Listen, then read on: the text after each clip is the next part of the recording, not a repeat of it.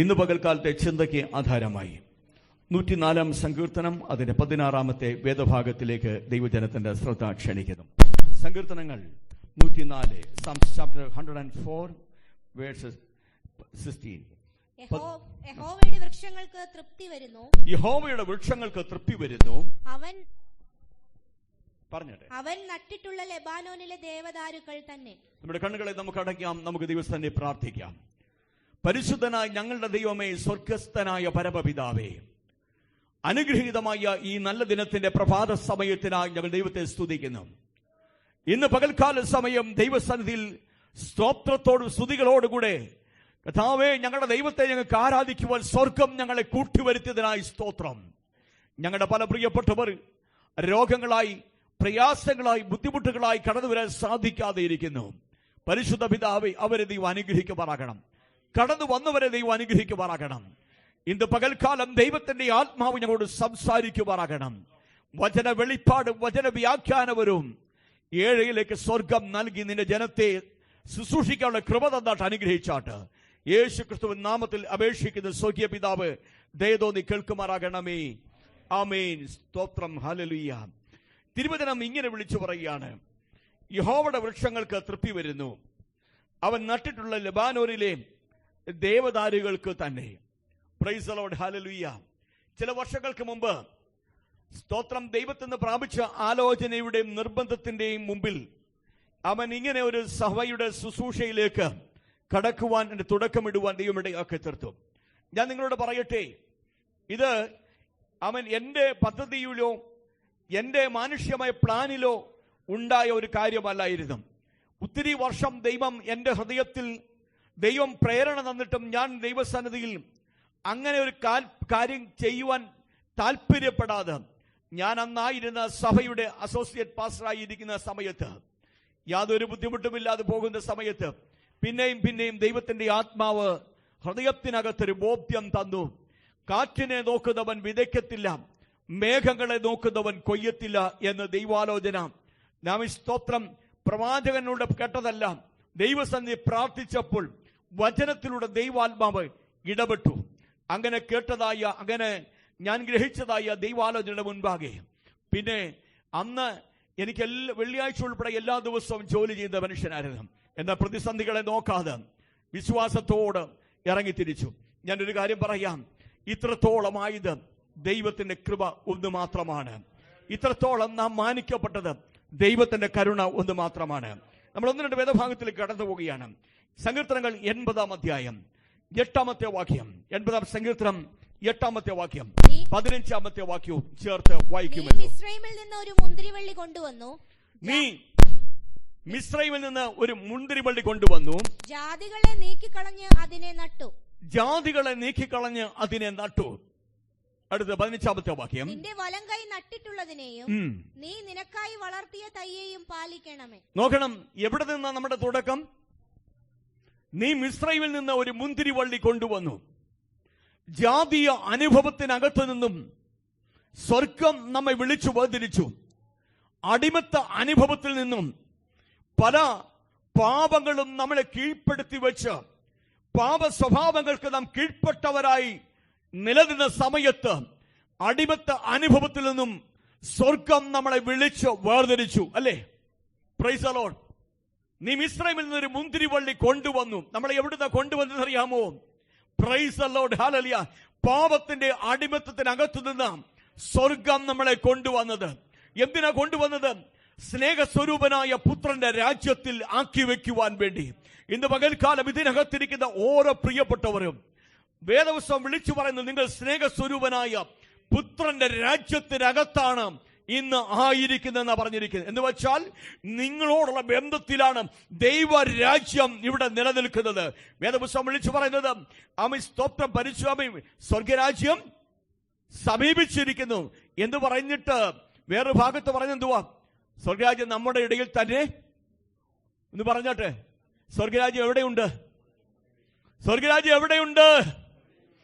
അത് നമ്മുടെ ഇടയിലുണ്ട്. വേദപുസ്തകം പറയുക, പാപത്തിന്റെ അടിമത്തത്തിൽ നിന്ന് ദൈവം നമ്മളെ വിളിച്ചു വേർതിരിച്ചിട്ട് എവിടെ നമ്മളെ ആക്കി വെച്ച്? സ്നേഹസ്വരൂപനായ. ആ വാക്യം നിങ്ങൾക്ക് അറിയത്തില്ലേ? വാക്യം അറിയത്തില്ലയോ? വായിച്ചു നോക്കിയേ. സ്നേഹസ്വരൂപനായ പുത്രന്റെ രാജ്യത്തിൽ ആക്കി വെച്ചു എന്നാ പറഞ്ഞിരിക്കുന്നത്. അപ്പൊ നമ്മളിപ്പോ എവിടെ ഇരിക്കുന്നത്? എവിടെ ഇരിക്കുന്നത്? നമ്മൾ ഈ ഹാളിനകത്തല്ല ഇരിക്കുന്നത്. നമ്മൾ ഇരിക്കുന്ന സ്നേഹസ്വരൂപനായ പുത്രന്റെ രാജ്യത്തിനകത്താ. അവിടെ നമ്മളെ കൊണ്ടുവന്ന് നട്ടിരിക്കുന്നത്. Price the Lord. എവിടെ നിന്ന് നമ്മളെ കൊണ്ടുവന്നത്? മിസ്രൈമിൽ നിന്ന്, അടിമത്തത്തിൽ നിന്ന്, പാപത്തിൽ നിന്ന്, ജാതി അനുഭവത്തിൽ നിന്ന്, അന്യദൈവങ്ങളെ ആരാധിച്ച അനുഭവത്തിൽ നിന്ന് ദൈവം നമ്മളെ കൊണ്ടുവന്നിരിക്കുക. അങ്ങനെയല്ലേ നമുക്ക് പറയാനുള്ളത്? Price the Lord. അവിടെ നിന്ന് ദൈവം നമ്മളെ കൊണ്ടുവന്നിട്ട് സ്നേഹസ്വരൂപനായ പുത്രന്റെ രാജ്യത്തിൽ കൊണ്ടുവന്ന് നട്ടിരിക്കുകയാണ്. ഇനി വായിക്കാം, ഒന്നുകൂടെ വായിച്ചാട്ടെ. നിന്റെ വലങ്കൈ നട്ടിട്ടുള്ളതിനെയും, നിന്റെ വലങ്കൈ നോക്കണം. 8ാമത്തെ വാക്യം ഒന്നുകൂടെ വായിച്ചപ്പോളെ, നീ മിസ്രയീമിൽ നിന്ന് ഒരു മുന്തിരിവള്ളി കൊണ്ടുവന്നു, ജാതികളെ നീക്കിക്കളഞ്ഞ് അതിനെ നട്ടു. Price the Lord. ഹല്ലേലൂയ. ജാതികളെ നീക്കിക്കളഞ്ഞ്, പറ്റുമെങ്കിൽ സങ്കീർത്തനം വാക്യങ്ങൾ പറയുമ്പോൾ അതുകൂടെ എടുത്തത്. ജാതികളെ നീക്കിക്കളഞ്ഞ് അതിനെ നട്ടു എന്നാ പറഞ്ഞിരിക്കുന്നത്. സ്തോത്രം. അടുത്തൊന്ന് വായിച്ചേ. നിന്റെ വലങ്കൈ നട്ടിട്ടുള്ളതിനെ. നട്ടത് എങ്ങനെ ഒന്ന് പറഞ്ഞേ. ഹലോ, ദൈവത്തിന്റെ വലങ്കൈ കൊണ്ടാകും ഞാൻ നിന്നെ നട്ടത്.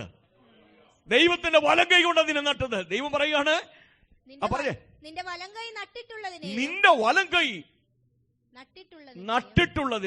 നീ നിനക്കായി വളർത്തിയ തയ്യേയും. അവിടെ നിൽക്കട്ടെ, ആ പദം ശ്രദ്ധിക്കണം. ദൈവത്തിന്റെ വലങ്കൈ നട്ടു. നമ്മളെ ആര് നട്ടു? ദൈവത്തിന്റെ വലങ്കൈ നട്ടു. അടുത്തത്, നീ നിനക്കായി വളർത്തിയ. അവിടെയാ ശ്രദ്ധിക്കേണ്ടത്. അപ്പൊ ദൈവത്തിന്റെ വലങ്കൈ എന്തിനാ നമ്മളെ നട്ടത്? ദൈവത്തിനായി. നീ നിനക്കായി വളർത്തിയ. അപ്പൊ വളർത്തുന്ന ആരാ? നട്ട ദൈവത്തിന്റെ ഉദ്ദേശം മനസ്സിലായോ? നീ നിനക്കായി. ആ പദത്തിനകത്ത് നിന്ന് അങ്ങ് പോവുക നമ്മള്. ദൈവത്തിനായിട്ടാണ് നിങ്ങളെ, എന്നെ രക്ഷയെങ്കിലേക്ക് ദൈവം വിളിച്ചു വേർതിരിച്ചത്. Praise the Lord. ഹല്ലേലൂയ. എന്താ ദൈവത്തിന് നമ്മളെ വിളിക്കാനുള്ള കാര്യം? നീ നിനക്കായി തന്നെ എന്നാ പറഞ്ഞിരിക്കുന്നില്ലേ? സ്തോത്രം. ഇന്ന് നമ്മള് സ്തോത്രം യോഹന്നാന്റെ സുവിശേഷത്തിൽ നിന്ന് നമ്മൾ കേട്ടൊരു ഭാഗമുണ്ട്. കർത്താവ് ഈ ഭൂമിയിലേക്ക് സ്വർഗോന്നതി വിട്ടു വരുവാനുള്ള കാരണം എന്താണെന്ന് പറഞ്ഞു. എന്താണ് കാരണം? സ്വർഗത്തിലെ പിതാവായി ദൈവത്തിന്റെ ഇഷ്ടം നിവർത്തിക്കുവാൻ എന്നാ പദം ഇട്ടേ അല്ലേ? ഹലോ, സ്തോത്രം. പിതാവിന്റെ ഹിതം നിവർത്തിക്കുവാൻ, ദൈവത്തിന്റെ ഹിതം നിവർത്തിക്കുവാൻ. ഇവിടെ ആ പദത്തോട് ചേർത്ത് നമ്മൾ ഈ സങ്കീർത്തനം 80:15 പറയാൻ പോകുകയാണ്. സ്തോത്രം. എന്തിനു വേണ്ടിയാ ദൈവം നമ്മളെ സഭയാകുന്ന തോട്ടത്തിനകത്ത് നട്ടിരിക്കുന്നത്? എന്തിനു വേണ്ടിയാ ദൈവം നമ്മളെ സഭയാകുന്ന തോട്ടത്തിൽ നട്ടിരിക്കുന്നത്? എന്തിനാ വേണ്ടിയാ? സ്തോത്രം. നീ നിനക്കായി വളർത്തിയ തയ്യേയും പാലിക്കണമേ. സ്തോത്രം. നമ്മളെ ദൈവം നട്ട് നമ്മളെ അതിന്റെ തൊട്ട് പുറകോട്ടൊന്ന് കയറി വായിച്ചേ. സൈന്യങ്ങളുടെ ദൈവമേ, തിരിഞ്ഞു വരണമേ. പുറകോട്ട് പോവാനാ പറഞ്ഞേ. തൊട്ട് പുറകിൽ ആ വാക്യം ഒന്നുകൂടെ അങ്ങ് വായിച്ചാൽ മതി. നിന്റെ വലങ്കൈ നട്ടിട്ടുള്ളതിനെയും നീ നിനക്കായി വളർത്തിയ തയ്യേയും പാലിക്കണമേ. നീ നിനക്കായി. സ്തോത്രം. നമ്മൾ എന്തിനാ ഇവിടെ കൊണ്ട് നട്ടക്കുന്നത്? എന്തിനാ നട്ടെന്ന് പറഞ്ഞേ? ദൈവത്തിനു വേണ്ടി പ്രയോജനം ചെയ്യുവാൻ. ഇനി വേറൊരു നില പറഞ്ഞു കഴിഞ്ഞാൽ ദൈവത്തിന് വേണ്ടി ഫലം കായ്ക്കുന്നവരായി തീരുവാൻ വേണ്ടിയാണ് ദൈവം എന്നെയും നിങ്ങളെയും കർത്താവിന്റെ സഭയിൽ നടുവാൻ ഇടയായി തീർന്നത്. പ്രിയപ്പെട്ടവരെ, സ്തോത്രം. ഞാൻ ഈ പറയുന്ന സഭ, ഈ ഒരു ലോക്കൽ സഭയെ കേന്ദ്രീകരിച്ചല്ല പറയുന്നത്. ദൈവം നമ്മളെ കർത്താവിന്റെ സഭയിലേക്ക് ചേർത്തത് എന്തിനാണെന്നറിയാമോ? ദൈവത്തിന്റെ ഹിതം ഭൂമിയിൽ നിറവേറ്റുന്നവരായി മാറുവാൻ വേണ്ടിയാണ്. ദൈവത്തിന്റെ ഹിതം നിറവേറ്റുവാൻ വേണ്ടി നമ്മെ തന്നെ സമർപ്പിച്ചു കൊടുക്കാൻ ഇടയാകണം. പ്രിയപ്പെട്ടവരെ, സ്തോത്രം. ഹല്ലേലൂയ. ദൈവത്തിന്റെ ദാസനാകുന്ന മോശയിലൂടെ ഞാൻ സ്തോത്രം പ്രിയ സഹോദരങ്ങൾ മുമ്പേ പറഞ്ഞു. സ്തോത്രം കുറെ വർഷങ്ങൾക്ക് മുമ്പ് വിശ്വാസത്താൽ പ്രാർത്ഥിച്ച് ആരംഭിച്ചു എന്ന് പറഞ്ഞു. കൊരിന്ത്യയിലെ ദൈവസഭ നട്ടത് പൗലോസ് പറഞ്ഞു, ഞാൻ നട്ടു. കൊരിന്ത്യയിലെ ദൈവസഭ സ്ഥാപിച്ചത് പൗലോസ്. അപ്പോസ്തലപ്രവൃത്തികളുടെ പുസ്തകം 17-ാം അധ്യായം നമ്മൾ പഠിക്കുമ്പോൾ നമുക്ക് അവിടെ 17-18 അധ്യായങ്ങൾ പഠിക്കുമ്പോൾ കാണാൻ സാധിക്കുന്നത്. എന്നാൽ 1 കൊരിന്ത്യർക്കെഴുതിയ ലേഖനം 3-ാം അധ്യായം 7-ാമത്തെ വാക്യം വായിക്കുമ്പോൾ, 1 കൊരിന്ത്യർ 3-ാം അധ്യായം 7-ാമത്തെ വാക്യം വായിക്കുമ്പോൾ അവിടെ നാം കാണും, ആകയാൽ വളരുമാറാക്കുന്ന ദൈവമല്ലാതെ നടുന്നവനും നനയ്ക്കുന്നവനും ഏതുമില്ല. നടുന്നവനും നനയ്ക്കുന്നവനും ഒരുപോലെ ഓരോരുത്തരും താൻ താന്റെ അധ്വാനത്തിനൊത്തവണ്ണം കൂലി കിട്ടും. നിങ്ങൾ ദൈവത്തിന്റെ കൂട്ടുവേലക്കാർ, നിങ്ങൾ ദൈവത്തിന്റെ കൃഷി, ദൈവത്തിന്റെ ഗൃഹനിർമ്മാണം. മുമ്പ് ഒരു കാര്യം പറഞ്ഞിട്ടുണ്ട്, ഞാൻ നട്ടു അപ്പല്ലോസ് നനച്ചു, ദൈവം അത്രേ വളരുമാറാക്കി. അപ്പൊ അതൊന്ന് ശ്രദ്ധിക്കണം. സ്തോത്രം, ഹല്ലേലൂയ. ഇത് എന്റെ ദൈവത്തിന്റെ മക്കളെ, ദൈവസഭ എന്ന് പറയുന്ന ഒരു കുടുംബത്തിന്റെ കൂട്ടുകൃഷിയല്ല, കുടുംബത്തിന്റെ കൃഷിയല്ല. Praise the Lord. ദൈവസഭയെ വേദപുസ്തകം പറഞ്ഞു, നിങ്ങൾ ദൈവത്തിന്റെ കൃഷി, നിങ്ങൾ ദൈവത്തിന്റെ കൃഷിയാ. ഇവിടെ പലപ്പോഴും കുടുംബങ്ങൾ സ്തോത്രം, മക്കള് അപ്പന്മാര്, അത് കഴിഞ്ഞാൽ പിന്നെ മക്കള്, പിന്നെ കൊച്ചുമക്കൾക്ക് സഭ കൊടുത്തേച്ചു പോകുന്ന പാരമ്പര്യം നമ്മൾ കാണുന്നത്. എന്നാൽ ഒരു കാര്യം പറയാ, സഭ ദൈവത്തിൻ്റെതാ. സഭ ദൈവത്തിൻ്റെതാ.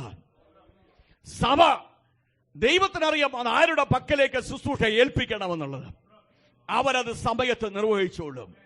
പ്രിയപ്പെട്ടവരെ, വേദപുസ്തകം പറയുകയാണ്, നിങ്ങൾ ദൈവത്തിന്റെ കൃഷിയാന്നാ പറഞ്ഞിരിക്കുന്നത്. ഹല്ലേലൂയ. ഇത് കുടുംബ കൃഷിയല്ല, ദൈവത്തിന്റെ കൃഷിയാ. Price the Lord. നട്ടത് ആരുമായിക്കോട്ടെ, നട്ടതിനല്ല കാര്യം, നട്ടതിനല്ല പ്രാധാന്യം. എന്നാൽ നടുന്നവന്റെ കരത്തിനോടുകൂടി ആരുണ്ടെന്നറിയാമോ? വായിക്കാം, ഒരു വേദഭാഗം വായിക്കാം. യെശയ്യാവിന്റെ പുസ്തകം 60-ാം അധ്യായം 63-ാം അധ്യായം 12-ാമത്തെ വേദഭാഗം. യെശയ്യാവ് 63:12. തന്റെ മഹത്വമുള്ള ഭുജം മോശയുടെ വലങ്കൈക്കൽ ചെല്ലുമാറാക്കി തനിക്കൊരു ശാശ്വത നാമം ഉണ്ടാക്കേണ്ടതിന് അവരുടെ മുമ്പിൽ വെള്ളം വിഭാഗിക്കുകയും, സ്തോത്രം, അവർ ഇടറാതെ വണ്ണം മരുഭൂമിയിൽ ഒരു കുതിരയെ പോലെ അവരെ ആഴങ്ങളിൽ മതി. സ്തോത്രം. അവിടെ നിങ്ങൾ ശ്രദ്ധിച്ച, മോശ, ദൈവം ഇസ്രായേലിന്റെ വീണ്ടെടുപ്പിന് വേണ്ടി, ഇസ്രായേലിന്റെ വിടുതലിന് വേണ്ടി ദൈവം തെരഞ്ഞെടുത്ത അഭിഷക്തനായിരുന്നു മോശ. സ്തോത്രം. ഒരു പ്രത്യേക സന്ദർഭത്തിൽ ചെങ്കടലിന്റെ മുമ്പിൽ നിന്ന് അഭിഷക്തൻ നിലവിളിച്ചു. ഞങ്ങൾ ശുശ്രൂഷയിലൊക്കെ നിൽക്കുമ്പോൾ ഒത്തിരി പട്ടം നിലവിളിച്ചിട്ടുണ്ട്. ഞാനൊരിക്കൽ ഓർക്കുന്നുണ്ട്, ഞാൻ സ്തോത്രത്തിന്റെ ഭാര്യ പിന്നീട് ഒരിക്കൽ പറയാനിടയാത്തത്, പായൽ കവണ് വീണ് നിലവിളിക്കാനിടയായ ഒരു സാഹചര്യം ഉണ്ടായിട്ടുണ്ട്. Price the Lord, hallelujah. ഇതൊക്കെയും സഹോദരങ്ങളുടെ ഭാഗത്തുനിന്നുണ്ടായ വേദനയുടെ മുമ്പിൽ. പക്ഷെ അതൊന്നും ഇന്ന് തിരിഞ്ഞു നോക്കുമ്പോൾ, ഞാൻ നിങ്ങളെ നോക്കി നിൽക്കുമ്പോൾ അതൊന്നും സങ്കടത്തിന് കാരണമാകത്തെ. ഒരിക്കൽ ചില സഹോദരങ്ങൾ പറഞ്ഞിട്ടുണ്ട്, ആത്മാവിൽ ആരംഭിച്ചു, ജഡത്തിൽ അവസാനിച്ചെന്ന്. പക്ഷെങ്കിൽ നമ്മളിന്നും ആത്മാവിൽ തന്നെ ദൈവത്തെ മഹിതപ്പെടുത്തിക്കൊണ്ട് പോകുന്നു. ആത്മാവ് നമ്മെ നടത്തിക്കൊണ്ടിരിക്കുന്നു. ചില ദുഃഖകരമായ വാക്കുകൾ പറയുന്ന സന്ദർഭത്തിൽ അവർ പറയുന്ന കേട്ടിട്ട് സങ്കടപ്പെട്ട് കരയുവാൻ ഇടയാറ്റുന്നുണ്ട്. എന്നാൽ ഇന്ന് ഞാൻ ഒരു കാര്യം പറയാം. സ്തോത്രം, സർവശക്തനായ ദൈവം പറയുകയാണ്, മോശയെ, പ്രതികൂലങ്ങൾ ഉണ്ടാകും, കണ്ണുനീരുണ്ടാകും, വേദനയുണ്ടാകും. എന്നാൽ പ്രതികൂലത്തിന്റെ, വേദനയുടെ, കണ്ണുനീരിന്റെ നടുവിൽ ഞാൻ നിന്നോടുകൂടെ ഇരിക്കുന്ന ദൈവമാ. നിങ്ങളോടുകൂടെ ഇരിക്കുന്ന ഒരു ദൈവമുണ്ട്. നിങ്ങളെ നട്ട ദൈവം നിങ്ങളോടുകൂടെ ഇരിക്കുവാൻ മതിയായവനാ. അവൻ കരുതുവാൻ മതിയായവനാ. അവൻ പരിപാലിക്കുവാൻ മതിയായവനാ. ഏത് പ്രതിസന്ധികൾ നിങ്ങൾക്കെതിരെ ആഞ്ഞടിച്ചാലും ആ പ്രതിസന്ധികളിൽ നിങ്ങളെ കൈവിടാതെ നിങ്ങളെ നടത്തുവാൻ അവൻ മതിയായവനാ. ഒരിക്കൽ പോലും അഭിഷക്തന്റെ കരം താണുപോവാൻ സമ്മതിച്ചിട്ടില്ല ദൈവം. അഭിഷക്തൻ പ്രാർത്ഥിച്ചുകൊണ്ടിരുന്നപ്പോൾ ജനത്തിന് വിടുതലായി തീർന്നെങ്കിൽ, അവൻ അഭിഷക്തന്റെ കരം താഴാൻ തുടങ്ങിയപ്പോൾ ഒരു മോശയെയും ഒരു ഹൂരിനെയും സ്വർഗം താങ്ങി നിർത്തി. മോശയുടെ കരത്തെ താങ്ങുവാൻ വേണ്ടി, പ്രൈസ് ദി ലോർഡ്, തന്റെ മഹത്വമുള്ള ഭുജം അവിടെ ക്ലച്ച് ചെയ്തില്ല, അവിടെ പിടിച്ചില്ല. ഞാനെന്തോ ഇപ്പൊ പറഞ്ഞേ, ഞാൻ ഇത് അവളെ ചൂണ്ടിക്കാണിച്ച് പറഞ്ഞല്ലേ, ഏറ്റവും എനിക്ക് ഭയങ്കര ഇഷ്ടമുള്ള കൊച്ചാ അവള്. ഞാനൊരു തെറ്റ് പറഞ്ഞ അങ്കിള് പറഞ്ഞതിൻ്റെ അകത്ത് ഒരു തെറ്റുണ്ട്, അത് ഓടി വന്ന് എന്നോട് പറയുന്ന ഒരു കുഞ്ഞാ, ശ്രദ്ധിച്ചിരിക്കുന്നു ഞാൻ. സ്തോത്രം. ഞാൻ ആ പറഞ്ഞ വാക്കിൽ പെട്ടെന്ന് പറഞ്ഞപ്പോൾ ഞാനൊരു ഭാഗം തെറ്റി. അത് അവൾ ക്യാച്ച് ചെയ്തില്ലെന്നാ ഞാൻ ഉദ്ദേശിച്ചത്. സ്തോത്രം. ദൈവസന്നിധിയിൽ വിശ്വസ്തയോടെ നിൽക്കുന്ന മോശ കരമുയർത്തിപ്പിടിച്ചു പ്രാർത്ഥിച്ചു. താഴ്വരയിൽ ഒരു കൂട്ടം ജനം യുദ്ധം ചെയ്തുകൊണ്ടിരിക്കുക. പ്രാർത്ഥിക്കാൻ ഒരുവനുണ്ടാകുമ്പോൾ യുദ്ധം ചെയ്യുന്നവർ താഴ്വരയിൽ ജയിക്കുവാനിടയായിത്തീരും. ഇന്ന് പകൽക്കാലം ദൈവത്തിന് വേണ്ടി യുദ്ധം ചെയ്യുവാൻ സ്വർഗം വിളിച്ചു വന്നിരിച്ചവരാണ് ഇതിനകത്തിരിക്കുന്ന ഓരോ വിശ്വാസികളും. നിങ്ങൾ യുദ്ധം ചെയ്യുമ്പോൾ ഇവിടെ പ്രാർത്ഥിക്കുന്ന ഒരു അഭിഷക്തരും ദൈവസന്നിധിയിൽ ഉണ്ടെങ്കിൽ യുദ്ധം നിങ്ങൾ ജയിക്കും. നിങ്ങളുടെ ജീവിതത്തിൽ പരാജയപ്പെട്ടു പോകത്തില്ല. നിങ്ങൾ ചെയ്യുന്നതിൽ നിങ്ങൾ അനുഗ്രഹിക്കപ്പെടുവത്തക്കവണ്ണം, നിങ്ങളുടെ സകല മണ്ഡലങ്ങളിൽ ദൈവത്തിന്റെ കരുതൽ വെളിപ്പെടുവത്തക്കവണ്ണം ദൈവം ഇടയാക്കുക തന്നെ ചെയ്യും. Price the Lord, hallelujah. പർവ്വതത്തിൽ മോശ പ്രാർത്ഥിക്കാൻ തുടങ്ങി. മോശയോട് കൂടെ ആരുണ്ടായിരുന്നു? ഞാൻ ആദ്യം പറഞ്ഞ തെറ്റിയായിരുന്നു കേട്ടോ, അത് കേട്ടില്ല. മോശയോട് കൂടെ അഹരോനും ഹൂരും ഉണ്ടായിരുന്നു. അഹരോനും ഹൂരും ഇടത്തും വലത്തും ഓരോ കരവങ്ക് താങ്ങി, ഓരോ കരം താങ്ങി പ്രാർത്ഥിക്കാൻ തുടങ്ങി. ആ പ്രാർത്ഥന എവിടാ നിന്നെന്നറിയാമോ? യുദ്ധം ജയിച്ചപ്പോഴാ നിന്നത്. Price the Lord. ദൈവമക്കളെ, പ്രാർത്ഥന എവിടാ നിൽക്കേണ്ടത്? യുദ്ധം ജയിക്കുമ്പോഴാ നിൽക്കേണ്ടത്. എപ്പോഴാ നിന്റെ യുദ്ധം ജയിക്കുന്നത്? മരണയോദ്ധാനെ കടന്ന് മറുകര എത്തുമ്പോഴാ നിന്റെ യുദ്ധം ജയിക്കുന്നത്. മനസ്സിലായോ? ഈ ലോകം എത്ര പ്രായമായാലും എത്ര വയസ്സായാലും ഈ ലോകത്തിന്റെ പ്രലോഭനങ്ങൾ, ഈ ലോകത്തിന്റെ ടെംപ്റ്റേഷൻ നമ്മെ പോരാടിക്കൊണ്ടേയിരിക്കും. ഈ യുദ്ധം എപ്പോഴാ ജയിക്കുന്നത് അറിയാമോ? ഈ പ്രാർത്ഥന എപ്പോഴാ നിർത്തേണ്ടതെന്ന് അറിയാമോ? നാം യുദ്ധം ജയിക്കുമ്പോഴാ. Price the Lord. ഒരു ജോലി കിട്ടിയതുകൊണ്ട് യുദ്ധം ജയിക്കത്തില്ല. ഒരു വിവാഹം നടന്നതുകൊണ്ട് യുദ്ധം ജയിക്കത്തില്ല. ഒരു വീട് നടന്നതുകൊണ്ട് യുദ്ധം ജയിക്കത്തില്ല. യുദ്ധം ജയിക്കുന്നത് നിത്യതയെ പ്രാപിക്കുമെന്ന് ആത്മവിശ്വാസം അകത്തളങ്ങളിൽ പ്രാപിച്ചെടുക്കുമ്പോഴാണ്. ആത്മവിശ്വാസത്തോട് മുൻപോട്ട് പോകുവാൻ ഇടയായി തീരുമ്പോഴാണ് തന്നെ പൗലോസ് പറഞ്ഞ്, ഞാൻ നല്ല പോർ പൊരുതി, ഓട്ടം തികച്ചു. നമ്മൾ എത്ര പേർക്ക് പറയാൻ കഴിയും, ഞാൻ നല്ല പോർ പൊരുതി, ഓട്ടം തികച്ചു? യുദ്ധം ജയിക്കുവാൻ ഇടയായി തീരുമാറാകട്ടെ. ഉടവനവന വൈഡര ശബ്ദരാജകം തിരുവചനം വ്യക്തമായി വിളിച്ചു പറഞ്ഞു. അതിനവനെ സഹായിച്ചത് ഒന്നുണ്ട്. അതത്രേ യെശയ്യാവ് 63:12 നാം കാണുന്നത്. മോശയുടെ ഭുജത്തോടുകൂടെ, മോശയുടെ കരത്തോടുകൂടെ ഇരുന്നൊരു കരമുണ്ട്. ആ കരം പലപ്പോഴും ലോകത്തിന് ദൃശ്യമല്ല. ആ കരം പലപ്പോഴും ലോകം കാണത്തില്ല. ലോകം പറയും ഇന്നാര് ചെയ്തു, ഇന്നാര് പ്രവർത്തിച്ചു എന്ന് പറയുമ്പോൾ, അല്ല കുഞ്ഞേ, നിന്നിലൂടെ പ്രവർത്തിച്ചത് നീയല്ല, നിന്റെ ദൈവമാ. അതല്ലേ എഴുതിയിരിക്കുന്നത് 63:12. തന്റെ മഹത്വമുള്ള ഭുജം മോശയുടെ വലങ്കൈക്കൽ ചെല്ലുമാറാക്കി, മോശയുടെ അവളമരപതി മോശയുടെ വലങ്കരത്തിൽ ചെല്ലുമാറാക്കിയത് കൊണ്ട് ഈ ജനം വിടുവിക്കപ്പെട്ടത്. മോശ നീ ജയിച്ചത് എന്താ കാര്യം? അവന് പറയാൻ ഒന്നുണ്ട്. ദൈവത്തിന്റെ മഹത്വമുള്ള ഭുജം എന്നോട് കൂടെ ഇരുന്നു. ഞാൻ ചെങ്കടലിന് മുമ്പിൽ കരഞ്ഞവനാ, ഞാൻ ചെങ്കടലിന് മുമ്പിൽ നിലവിളിച്ചവനാ. ആ നിലവിളിയുടെ മുമ്പിൽ പരാജയ ഭീതി എന്നിലേക്ക് കടന്നു വന്നപ്പോൾ ഞാൻ തോറ്റുപോകുമല്ലോ എന്നോർത്ത് നിലവിളിച്ച സന്ദർഭത്തിൽ തോൽക്കാതെ നിർത്തിയതൊന്നുണ്ട്.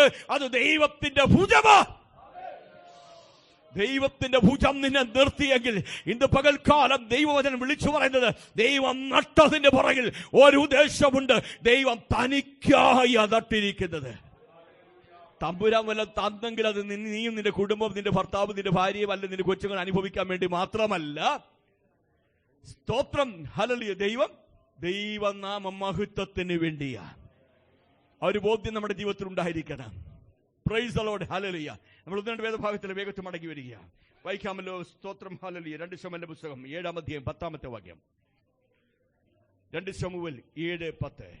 ഞാൻ എന്റെ ജനമായ ഇസ്രായേലിന് ഒരു സ്ഥലം കൽപ്പിച്ചു കൊടുക്കുകയും അവർ സ്വന്തം സ്ഥലത്ത് പാർത്ത് അവിടെ നിന്ന് ഇളകാതിരിക്കത്തക്കവണ്ണം അവരെ നടുകയും ചെയ്യും.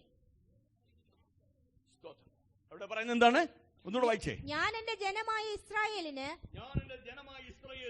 ഒരു സ്ഥലം കൽപ്പിച്ചു കൊടുക്കുകയും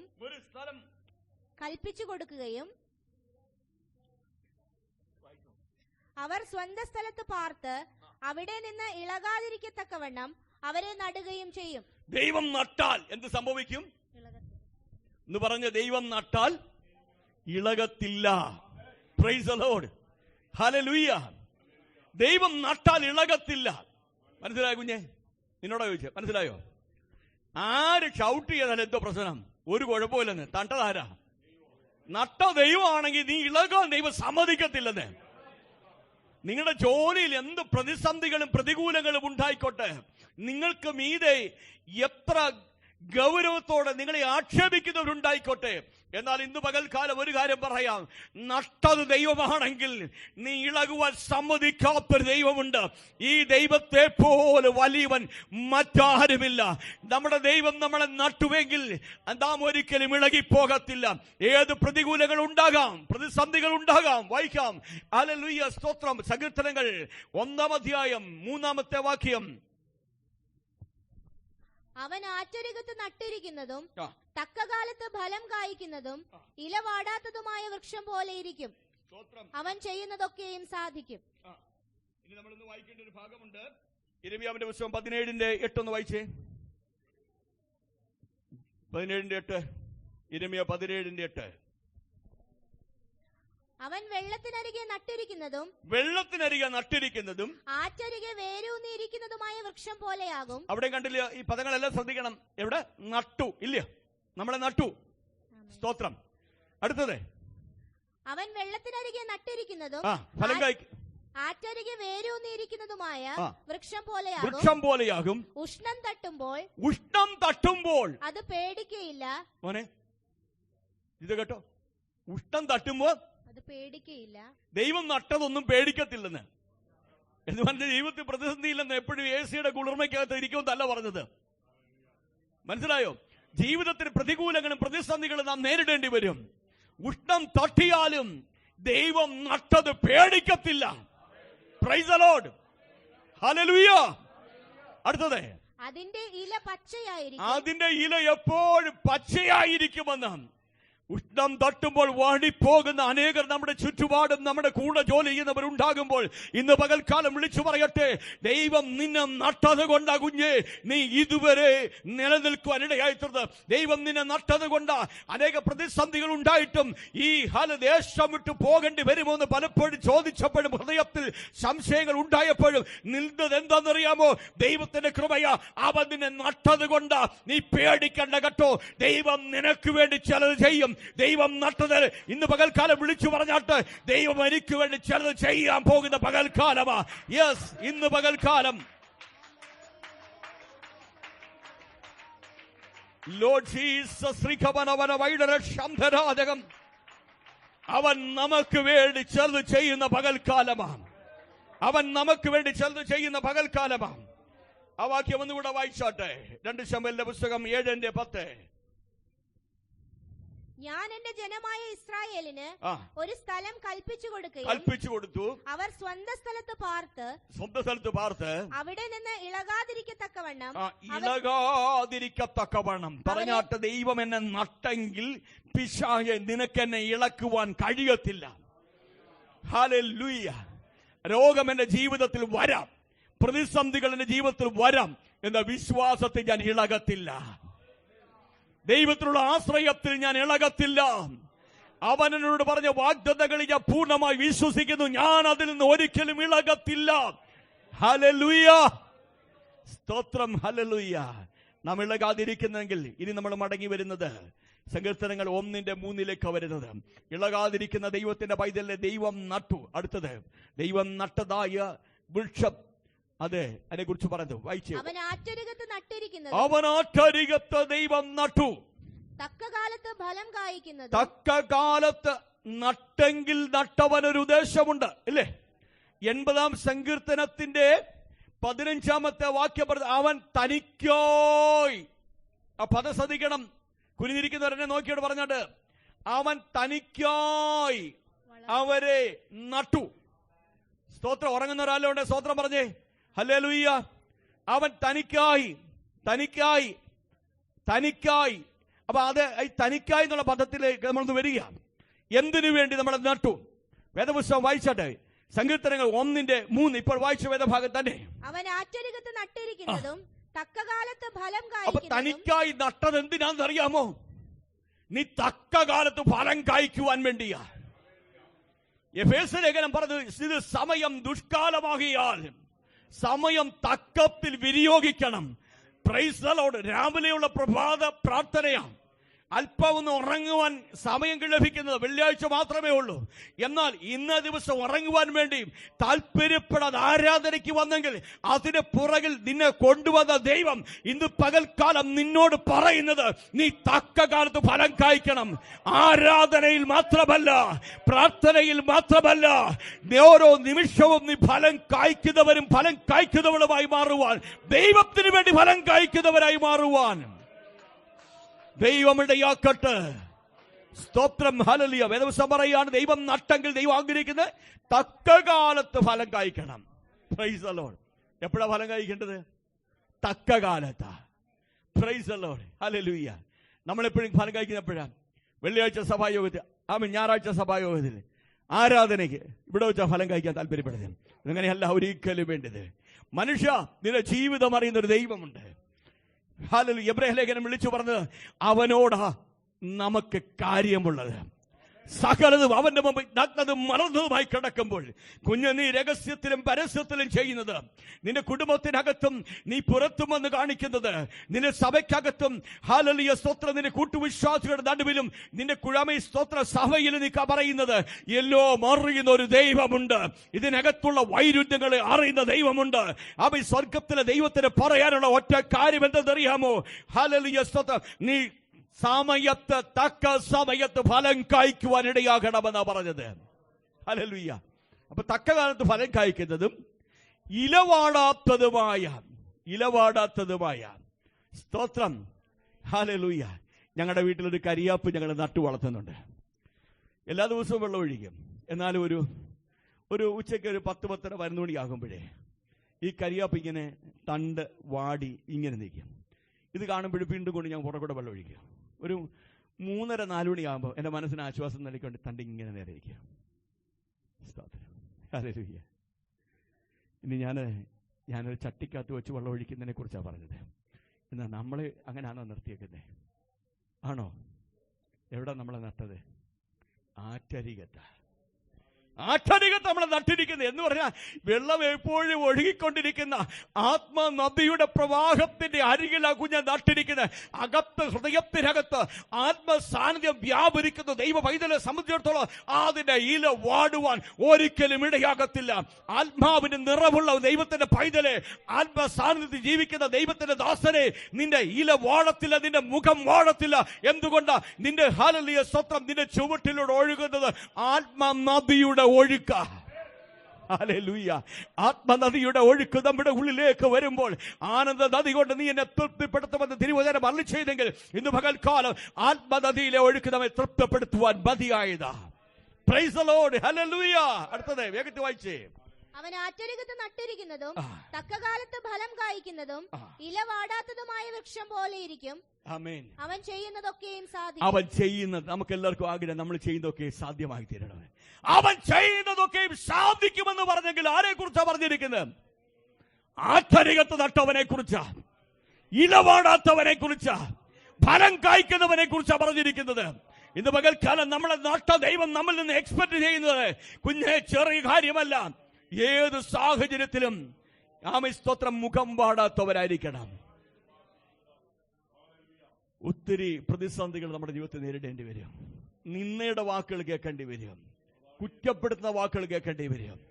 പ്രൈസ് ദി ലോർഡ്. ഹല്ലേലൂയ. സ്നേഹിച്ചവർ മാറി നിന്ന് കാല് വെച്ച് തൊഴിച്ചിട്ട് പോകുന്ന അനുഭവങ്ങൾ ഉണ്ടാകും.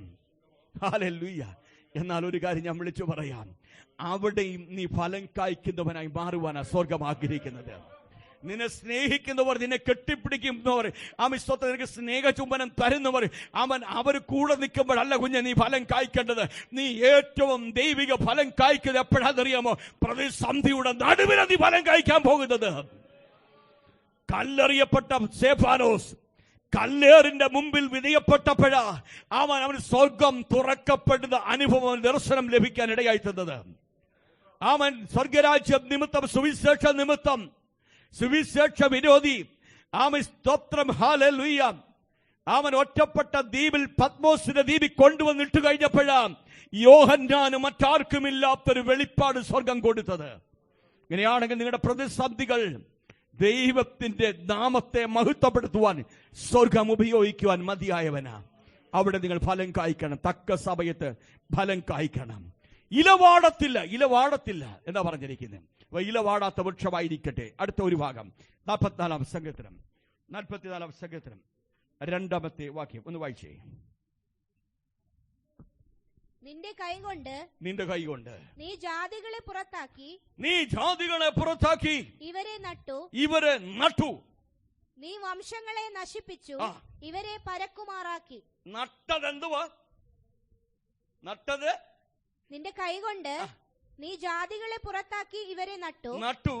നീ വംശങ്ങളെ നശിപ്പിച്ചു ഇവരെ പരക്കുമാറാക്കി. ഇവരെ നട്ടതൊരു മുന്തിരിവള്ളിയായിട്ടല്ലേ? 80 സങ്കീർത്തനത്തിന്റെ 8-ാമത്തെ വാക്യം നമ്മൾ വായിച്ചു പറഞ്ഞു, നീ മിസ്രൈമിൽ നിന്ന് ഒരു മുന്തിരിവള്ളി കൊണ്ടുവന്നു. നട്ടതപ്പോ ഒരു മുന്തിരിവള്ളിയല്ലേ? ആണോ? ഇവിടെ ഉണ്ടോ എല്ലാരും? നട്ടത് ഒരു മുന്തിരിവള്ളിയാ. ഇനി നമ്മൾ വായിക്കാൻ പോകുന്നത് 44:2 വരിക. വന്നാ നിന്റെ കൈകൊണ്ട് നീ ജാതികളെ പുറത്താക്കി ഇവരെ നട്ടു. നീ വംശങ്ങളെ നശിപ്പിച്ചു ഇവരെ പരക്കുമാറാക്കി. നട്ടതൊരു മുന്തിരിവള്ളിയാണെങ്കിലും ആ മുന്തിരിവള്ളി പരക്കും. നിങ്ങൾക്ക് വിശ്വസിക്കാൻ സാധിക്കുന്നുണ്ടോ? നിങ്ങളുടെ വിശ്വാസം ഇങ്ങനെ ക്ഷീണിച്ചു പോകല്ലേ? നിങ്ങളുടെ വിശ്വാസം വലുതായിരിക്കും. ഞാൻ പരക്കുമെന്ന് പറയാനിടയാകണം. Praise the Lord. ഞാൻ പരക്കുമെന്ന് പറയാനിടയാകണം. ഒരിക്കൽ ദൈവത്തിന്റെ ദാസനാകുന്ന ഹല്ലേലൂയ സ്തോത്രം ഇസ്രായേല് തന്റെ മക്കളെ അനുഗ്രഹിക്കുന്ന ഒരു ഭാഗം നമ്മൾ കാണുന്നുണ്ട്.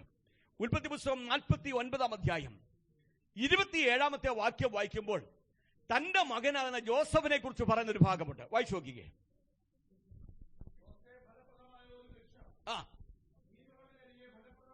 വൃക്ഷം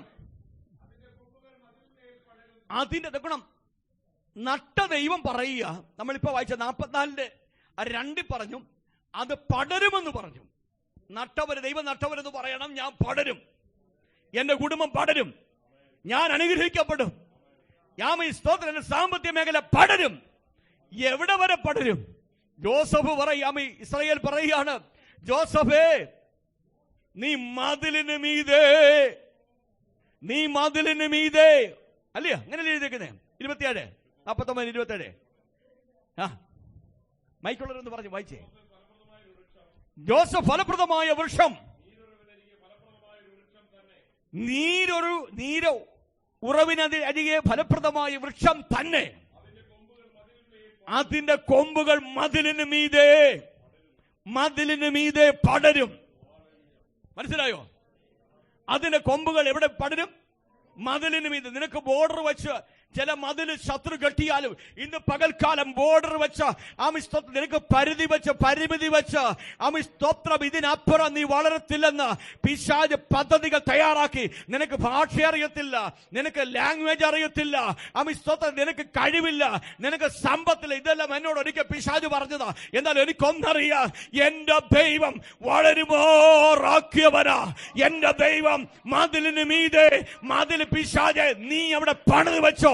എന്നാൽ ഒന്നറിയാം, പിശാചെ നീ പണിത മതിലിന് മീതെ നിന്നെ ഉയർത്തുവാൻ നിന്റെ പരിധിയല്ല, നിന്റെ വിദ്യാഭ്യാസം നോക്കണ്ട, നിന്റെ യോഗ്യത നോക്കണ്ട, നിന്റെ കുടുംബശ്രേഷ്ഠ നോക്കണ്ട, അതിനു മീതെ നിന്നെ ഉയർത്തുവാൻ, അതിനു മീതെ നിന്നെ പടർത്തുവാൻ എന്റെ ദൈവത്തിന് കഴിയും. ഹല്ലേലൂയ. വിശ്വാസത്തോടെ പറയണം, എന്റെ ദൈവത്തിന് കഴിയും. അതുകൊണ്ട് നടുന്നവനും നനയ്ക്കുന്നവനും 1 കൊരിന്ത്യർ 3:8 വരിക. അതുകൊണ്ട് നടുന്നവനും നനയ്ക്കുന്നവനും ഏതുമില്ല. പൗലോസായ ഞാൻ നട്ടു, പ്രൈസ് ദി ലോർഡ്, ഹല്ലേലൂയ. ഒരു അപ്പല്ലോസ്, ഒരു ഹല്ലേലൂയ സ്തോത്രം, അതല്ലെങ്കിൽ ഒരു വേറൊരു ദൈവദാസൻ അവൻ അതിന് വളമിട്ടു, വേറൊരു ദൈവദാസൻ അതിന് വെള്ളമൊഴിച്ചു. സഭ ദൈവത്തിൻ്റെതാ. തമ്പുരാന്റെ വചനം പറഞ്ഞു, വളരുമോറാക്കിയവന് മാത്രം മഹത്വം. നട്ടതാരെന്നൊരു വിഷയമല്ല. കുറച്ച് കഴിയുമ്പോൾ ഞാൻ മണ്ണ് തീർന്നു പോകും. പ്രൈസ്, അല്ലെങ്കിൽ ഞാൻ ഈ ദേശം വിട്ടു പോകും. അത് കഴിഞ്ഞാൽ മണ്ണോട് മണ്ണായി പോകും. പക്ഷെങ്കിൽ ദൈവം കർത്താവിന്റെ പര താമസിക്കാൻ സഭ അനുഗ്രഹിക്കപ്പെടും. ആമേ ഹല്ലേലൂയ. കാര്യം എന്താണെന്നറിയാമോ? നടുന്നവനും നനയ്ക്കുന്നവനും ഒന്നുമല്ല. അക്ഷരീയമായി നമ്മൾ നട്ടത് മാത്രമേ ഉള്ളൂ. നടുന്നവനും നനയ്ക്കുന്നവനും ഒന്നുമല്ല. വളരുമാറാക്കിയ കർത്താവത്രേ വലിയവൻ. ഒരു ദൈവത്തിന്റെ ജീവിതത്തിൽ എപ്പോഴും തോന്നൽ ഉണ്ടാകേണ്ടത്, ഞാൻ പരക്കത്തക്കവണ്ണം അനുഗ്രഹിക്കപ്പെട്ടെങ്കിൽ അതിന് പുറകിൽ എന്നെ വളർത്തിയ ഒരു ദൈവമുണ്ട്, അതിന് പുറകിൽ എന്നെ കരുതിയ ദൈവമുണ്ട്, എന്നെ നട്ടോ ദൈവമുണ്ട്. അവന് മാത്രം മഹത്വം കൊടുപ്പാൻ ഇടയായി തീരുമാറാകട്ടെ. നമ്മുടെ കണ്ണുകളെ നമുക്ക് അടയ്ക്കാം. Price the Lord. ഹല്ലേലൂയ. കേട്ട വചനത്തെ ഓർത്തുകൊണ്ട് ദൈവസന്നിധി നമുക്ക് പ്രാർത്ഥിക്കാം. നാം എല്ലാവരും നമ്മുടെ തലകളെ വണക്കുമ്പോൾ കേട്ട വചനത്തെ ഓർത്തുകൊണ്ട് ദൈവസന്നിധി പ്രാർത്ഥിക്കാമല്ലോ.